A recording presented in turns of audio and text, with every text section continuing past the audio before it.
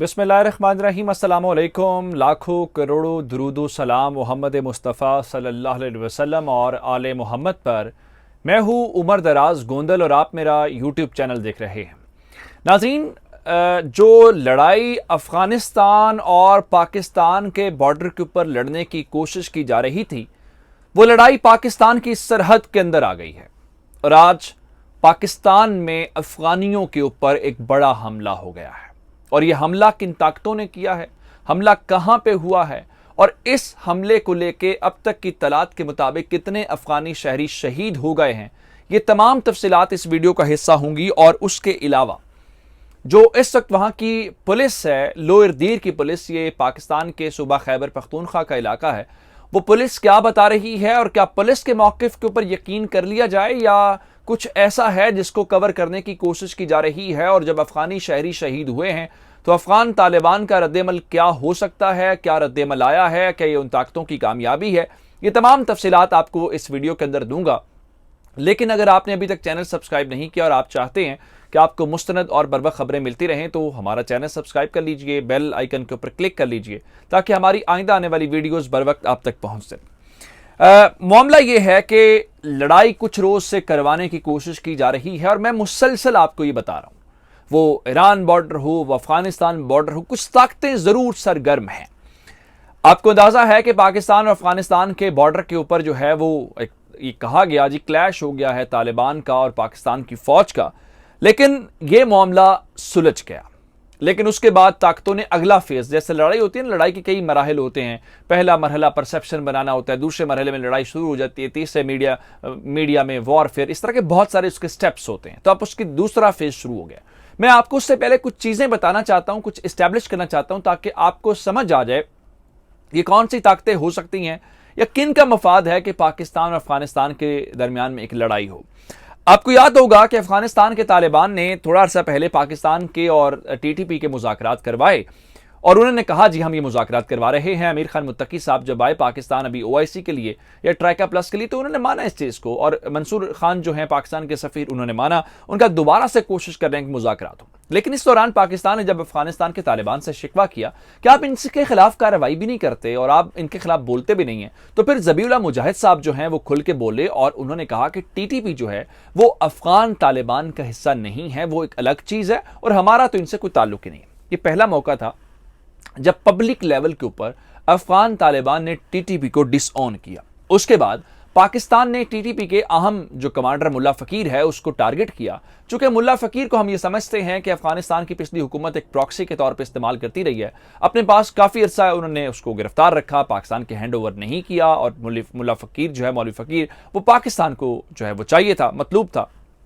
पाकिस्तान ने उसके हुजरे को टारगेट किया लेकिन अनफॉर्चुनेटली वो बच गया।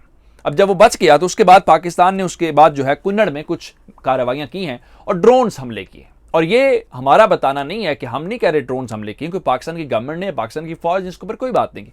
ये अफगानिस्तान के मीडिया का हल्कों का दावा है कि पाकिस्तान कुन्नड़ के अंदर मुसलसल ड्रोन हमले कर रहा है, टीटीपी को टारगेट कर रहे हैं, टीटीपी वाले वो कह रहे हैं जी पाकिस्तान के ऊपर हमले हो रहे हैं। अब इस चीज को लेके जब उनके ऊपर हमले हुए हैं, एक तो अफगानिस्तान के तालिबान ने क्या किया कि टीटीपी को डिसऑन कर दिया, दूसरा जब उनके ऊपर हमले हो रहे हैं तो तालिबान खामोश हैं, उन्होंने कोई रद्द अमल नहीं दिया, पाकिस्तान से कोई शिकवा नहीं किया, पाकिस्तान से कोई एतराज नहीं किया, ये नहीं कहा कि आप इन हमलों को रोकते, वो मुकम्मल खामोश है। तो ये बात जो है वो जारी बात है टीटीपी को पसंद नहीं है, बहुत वो चाहते हैं कि अफगान तालिबान रिटेलिएट करे। तो अब वो लड़ाने की कोशिश में किस तरह, आज सुबह सवेरे मैंने आपको खबर दी थी कि डेरा इस्माइल खान में पाकिस्तान की फौज के ऊपर हमला हुआ है। पाक फौज की गाड़ी जा रही थी, उस गाड़ी को बम ब्लास्ट का सामना करना पड़ा जो प्लांटेड था रोड के ऊपर। एक जवान शहीद हुआ, 3 जवान हमारे जख्मी हो गए। और उसके बाद आपको याद हो चंद अभी दिन पहले ही, हमला तो काफी दिन पहले हो गया था जब बलदियाती इंतखाबात खैबर पख्तूनख्वा के अंदर हुए थे, तो आज कल में उन्होंने उस हमले की जिम्मेदारी कबूल कर ली और उन्होंने बताया जी मसलहत के तहत हमने उस वक्त उस हमले की जिम्मेदारी कबूल नहीं की थी। उसके बाद आज पाकिस्तान की फौज ने कार्रवाई की और उन्होंने बलूचिस्तान के इलाके में वहां पे 7 जो इनके लोग हैं उनको उड़ा के रख दिया। और ये मामला जब गर्म हुआ तो पाकिस्तान भी कार्रवाइयां कर रहा है, अफगान तालिबान भी खामोश हैं, बॉर्डर वाली लड़ाई करवाने की कोशिश की तो वो भी मामला हल नहीं हुआ। तो उसके बाद उस लड़ाई को बॉर्डर से उठा के पाकिस्तान की सरहद के अंदर वो लोग ले आए ताकि यहां पे कोई कसर रह ना जाए या कोई इम्कान बाकी ना रह जाए कि पाकिस्तान और अफगानिस्तान आपस में ना लड़ें। अब किस तरह से कार्रवाई हुई है आपको मालूम है कि सोवियत यूनियन वाला जब मामला हुआ 80s के अंदर, 80 की दिहाई के अंदर, तो वहां से लाखों लोग आए। पाकिस्तान के अंदर अब तक एक अंदाजे के मुताबिक ये रजिस्टर्ड लोग हैं, अनरजिस्टर्ड इससे कहीं ज्यादा है। 3 मिलियन यानी 30 लाख लोग जो अफगान मुहाजिरीन है, पाकिस्तान उनको होस्ट कर रहा है। जो गैर रजिस्टर्ड है वो इससे भी कहीं ज्यादा शायद हो, यानी काफी ज्यादा नंबर है। पाकिस्तान और ईरान के अंदर ये लोग रहते हैं और एक तवील अरसे से रह रहे हैं। और हत्ता कि हमें तो बहुत नुकसान भी हुआ। नुकसान इसलिए हुआ कि टीटीपी के लोग जो हैं वो मुहाजिरीन के रूप में आते थे और हमारे ऊपर, हमारे फोर्सेस के ऊपर हमले करते थे और हम उसको रोक नहीं सकते थे। लेकिन अब क्या हुआ है कि उन्हीं अफगान मुहाजिरीन के ऊपर हमला किया गया है जिनको पाकिस्तान होस्ट कर रहा है। और जो इब्तदाई इत्तलात हैं उसके मुताबिक जो पाकिस्तान के सूबे खैबर पख्तूनख्वा का इलाका है लोअर दीर, उसके तीमरगरा के इलाके में एक अफगान कैंप के अंदर बम धमाका हुआ है और इब्तदाई तलात के मुताबिक 2 बच्चे जाँ बहक हुए हैं, जबकि एक शख्स के जख्मी होने की इत्तलात हैं। अब ये कार्रवाई क्यों की गई है? ये कार्रवाई इसलिए की गई है क्योंकि बॉर्डर के ऊपर सारा कुछ जो हुआ है उसके बाद भी तालिबान खामोश हैं, उसके बाद भी पाकिस्तान खामोश है। तो अब जब अफगानिस्तान के शहरियों के ऊपर पाकिस्तान के अंदर एक कैंप के अंदर हमला हो तो अफगानिस्तान के तालिबान मजबूर हों पाकिस्तान को रद्देमल देने के बारे में, या रद्देमल ना भी दें तो पाकिस्तान के बारे में कोई ऐसी बात करें, कोई ऐसा बयान जारी करें जिससे लगे कि पाकिस्तान और अफगानिस्तान जो हैं वो आपस में लड़ पड़े हैं। ये बुनियादी कोशिश है जिस वजह से उन्होंने बड़ी समझदारी के साथ ये टारगेट किया है। और उन्होंने यहां पे जो है अभी तक क्या अफगानिस्तान के तालिबान का रद्देमल है, इसको बताने से पहले मैं आपको बताना चाहता हूं कि यहां की पुलिस क्या कह रही है, उनकी इनिशियल इन्वेस्टिगेशंस क्या कह रही हैं। पुलिस जो बात कर रही है वो बात समझ से बालातर है, समझ में नहीं आती। वो कह रहे हैं जनाब खिलौना बम था, बच्चों के कहीं हाथ लग गया और वो खिलौना बम बच्चे खेल रहे थे, इस दौरान फट गया तो उससे 2 बच्चे जो है उनकी जान चली गई और एक जो है वो जख्मी है। अब ये बात ऐसी ही है, मैं आपको पीछे लेके जाना चाहता हूं थोड़ा सा।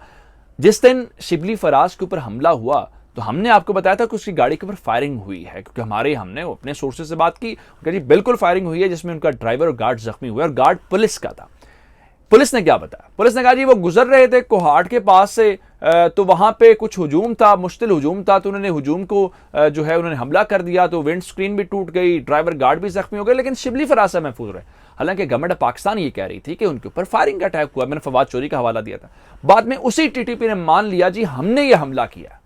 अब वही पुलिस हमें बता रही है कि खिलौना बम कहां से बच्चों के पास आ गया, कहां पे वो वहां पे उस कैंप के अंदर ही जाना था और वहां पे यानी जहां पे अफगानी रह रहे हैं उस चीज को लेकर। तो अभी ये इत्तलात हैं और वहां पे ये उनका जो मकसद हो सकता है वो जाहिर बात है पाकिस्तान को और अफगानिस्तान को लड़ाना ही है, इसके अलावा क्या हो सकता है। तो इस हवाले से मजीद अपडेट्स आएंगी तो आपकी खिदमत में लेके हाजिर होंगी। ये अब तक की अपडेट्स थी। मुझे उमर दराज गोंदल को फेसबुक, ट्विटर, इंस्टाग्राम के ऊपर फॉलो कर सकते हैं। मेरा यूट्यूब चैनल सब्सक्राइब कीजिएगा। आपकी इस बातों का बहुत शुक्रिया। खुदा हाफिज।